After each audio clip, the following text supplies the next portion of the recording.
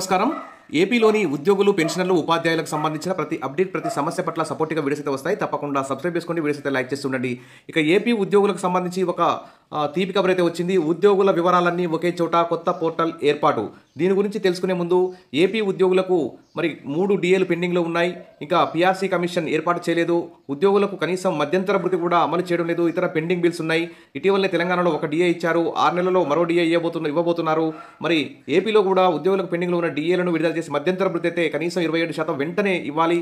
ఇప్పటికే చాలా ఆలస్యమైంది. మరి ఉద్యోగ సంఘాలు, ఉద్యోగులైతే ప్రభుత్వం మీద ఒత్తిడి తీసుకురావాల్సినటువంటి అవసరం ఉంది. తక్షణమే ప్రభుత్వం ఉద్యోగ సంఘాలతో చర్చలు జరిపి ఉద్యోగులకు న్యాయమైన డిమాండ్లన్నిటి తీర్చాలని ఉద్యోగులందరూ కూడా కోరుకుంటున్నారు. ఇక విషయంలోకి వెళ్తే ఉద్యోగుల వివరాలన్నీ ఒకే చోట, కొత్త పోర్టల్ ఏర్పాటు. ఆంధ్రప్రదేశ్ రాష్ట్ర వ్యాప్తంగా ఉన్న ఉద్యోగుల వివరాలన్నీ పొందుపరిచేందుకు రాష్ట్ర ప్రభుత్వం నిర్ణయించింది. దీనికోసం ప్రత్యేక పోర్టల్ను ఏర్పాటు చేస్తున్నట్టు ఆర్థిక శాఖ ప్రకటించింది. ఉద్యోగుల విధుల్లో పారదర్శకత పెంచేందుకు, బాధ్యతను పెంచేందుకు ఈ విధానం ఉపయుక్తంగా ఉంటుందని ఆర్థిక శాఖ తెలిపింది. ఈ మేరకు సోమవారం గైడ్లైన్స్ కూడా విడుదల చేసి ఉత్తర్వులు జారీ చేసింది. ఈ పోర్టల్లో రాష్ట్రంలో ఉన్న మొత్తం ఉద్యోగులను మ్యాపింగ్ చేస్తున్నట్లు పేర్కొంది. ఉద్యోగుల సెలవులు, వారికి ఇవ్వాల్సిన ఇంక్రిమెంట్లు, వారికి ప్రమోషన్లు, బదిలీలు వంటి వివరాలన్నింటినీ ఈ పోర్టల్లో నమోదవుతాయి. అలాగే ఉద్యోగుల సమస్యలను పరిష్కరించేందుకు, వారి సమస్యలను ఎప్పటికప్పుడు రికార్డుల్లో నమోదు చేసేందుకు ఈ పోర్టల్ ఉపయోగపడుతుంది.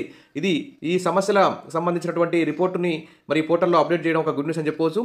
మరి ఎప్పటికప్పుడు 6 నెలలకు ఒకసారి రావాల్సిన డీఏలు, తర్వాత మధ్యంతర భృతి, పీఆర్సీ కమిషన్ 5 ఏళ్లకు ఒకసారి ఇవ్వాలి. ఇలాంటి సమస్యలన్నీ కూడా మరి ఈ పోర్టల్లో మరి నమోదు చేయాలి. ఆ పోర్టల్ ఆధారంగా ఏ సమయంలో ఎవరికి ఎలాంటి ఆర్థికపరమైనటువంటి ప్రయోజనం చేకూరాలో అలాంటి ప్రయోజనం చేకూరే విధంగా మరి ఈ పోర్టల్ ద్వారానైనా ప్రభుత్వం ఉద్యోగులకు న్యాయం చేస్తుందని చెప్పి ఆశిద్దాం. ఇక వారి సమస్యలను ఎప్పటికప్పుడు పరిష్కరించే విధంగా మరి ఈ పోర్టల్ ఉపయోగపడుతుందని చెప్పి ప్రభుత్వం పేర్కొంది. ఇక ఉద్యోగులకు కల్పించాల్సిన సంక్షేమ కార్యక్రమాలు. ఉద్యోగులకు అసలు ఏ సంక్షేమ పథకం వర్తించట్లేదు.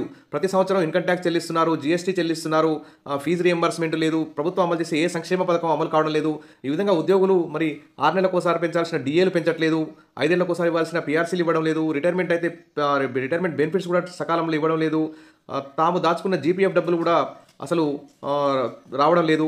మరి ఇవన్నీ చాలా సమస్యలతో సతమతం అవుతున్నారు. ఇలాంటి సమస్యలన్నింటినీ ఎప్పటికప్పుడు ప్రతి ఉద్యోగికి సంబంధించి ఏ సమస్యలు ఉన్నాయి, ఆర్థికపరమైనవి, ఆర్థికేతరమైనవి అన్ని ప్రతి ఒక్కటి కూడా ఈ పోర్టల్లో నమోదు చేసి మరి ప్రభుత్వానికి ఇప్పుడు పీఆర్సీ కమిషన్ కానీ ఇలాంటి వాటికి కూడా ఇవి ఒక ఆధారంగా ఉండే అవకాశం ఉంది. మరి ఆ పోర్టల్లో చూడగానే అసలు ఉద్యోగుల సమస్యలు ఏంటి ఇవన్నీ తెలిసే విధంగా ఉంటే మంచిగా ఉంటుంది. ఆ సమస్యలన్నింటినీ వెంటనే పరిష్కరించే విధంగా ప్రభుత్వం మరి చర్యలు తీసుకోవాలి.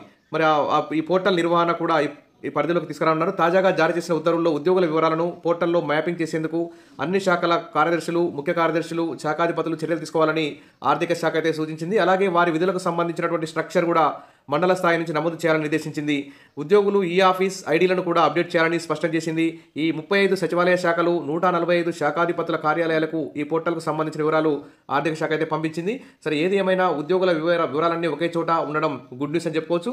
మరి ఉద్యోగుల సమస్యలు కూడా ఆర్థికేతర సమస్యలన్నీ కూడా ఈ పోర్టల్లో నమోదు చేసి వారికి సకాలంలో వారి సమస్యలు పరిష్కరించే విధంగా చర్యలు తీసుకోవాలి. ఇక సాధారణ ఉద్యోగులందరూ కూడా ఆ ఉద్యోగ జేఏసీల మీద కూడా ఆగ్రహంగా ఉన్నారు. మరి ఉద్యోగ జేఏసీ కూడా ప్రభుత్వం మీద ఒత్తిడి తీసుకురావాలి, ఉద్యమ కార్యాచరణ కూడా ప్రకటించాలి. లేకుంటే ఇక ఎప్పుడు పీఆర్సీ వేస్తారు, అసలు ఎప్పుడు మధ్యంతర భృతి ఎప్పుడు ఇస్తారు, పెండింగ్లో ఉన్న డీఏ బిల్లు 3 డీఏలు ఎప్పుడు ఇస్తారు, ఇక ఏరియర్స్ ఎప్పుడు ఇస్తారు, ఇవన్నీ కూడా సాధారణ సగటు ఉద్యోగులు అయితే చాలా ఆందోళనలో ఉన్నారు. మరి వివిధ వర్గాల ప్రజలకైతే సూపర్ 6 పథకాలు అమలు చేయడంలో కూటమి ప్రభుత్వం చాలా స్పీడ్గా ఉంటుంది. కాబట్టి మరి ఉద్యోగులు మాత్రం గాలికి వదిలేస్తుంది. మరి ఈ దిశగా మరి ఉద్యోగ జేఏసీ అయితే ప్రభుత్వం మీద ఒత్తిడి తీసుకురావాల్సిన అవసరం ఉంది.